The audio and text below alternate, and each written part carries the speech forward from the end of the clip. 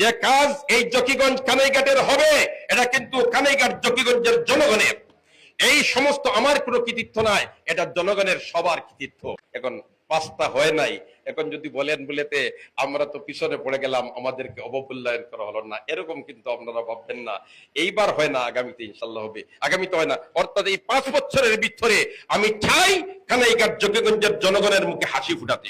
School college মাদ্রাসা আমি ইতিপূর্বে যে সমস্ত হাই স্কুলের বিল্ডিং এখনো নতুন ভাবে পায় নাই, যে সমস্ত মাদ্রাসা নতুন বিল্ডিং পায় নাই, মাদ্রাসাওয়ালারা স্কুলওয়ালারা আমার কাছে আবেদন করার আগেই আমি খোঁজ খবর নিয়ে তালিকা করে ওটা কিন্তু ভবন দেওয়ার ব্যবস্থা করা হোক।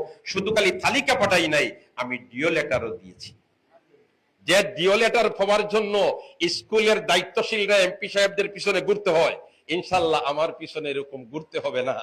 কাজ যেটা করার সেটা আমি করেই যাচ্ছি। তবে আপনাদের কাছে আমার যে চাওয়া সেটা হচ্ছে আপনারা সর্বক্ষেত্রে সহযোগিতা করতে হবে।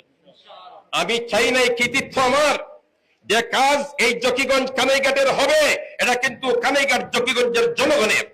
এই সমস্ত আমার কোনো কৃতিত্ব নাই, এটা জনগণের সবার কৃতিত্ব। আমার মাধ্যমে কোনো ইনশাল্লাহ বেইনসাফি হবে না। যার অধিকার যতটুকু তার কাছে আমি পৌঁছে দেওয়ার চেষ্টা করব। যেমন মনে করেন রাস্তা আসছে 5টা, এখন এই 5টা 12 হলে আছে কিন্তু 10টা, এখন 5টা হয় নাই। এখন যদি বলেন বলেতে আমরা তো পিছনে পড়ে গেলাম, আমাদেরকে অবমূল্যায়ন করা হলো না, এরকম কিন্তু আপনারা ভাববেন না। এইবার হয় না, আগামীতে ইনশাল্লাহ হবে। আগামীতে হয় না, অর্থাৎ এই 5 বছরের ভিতরে আমি চাই কানাইঘাট জকিগঞ্জের জনগণের মুখে হাসি ফুটাতে ইনশাআল্লাহ।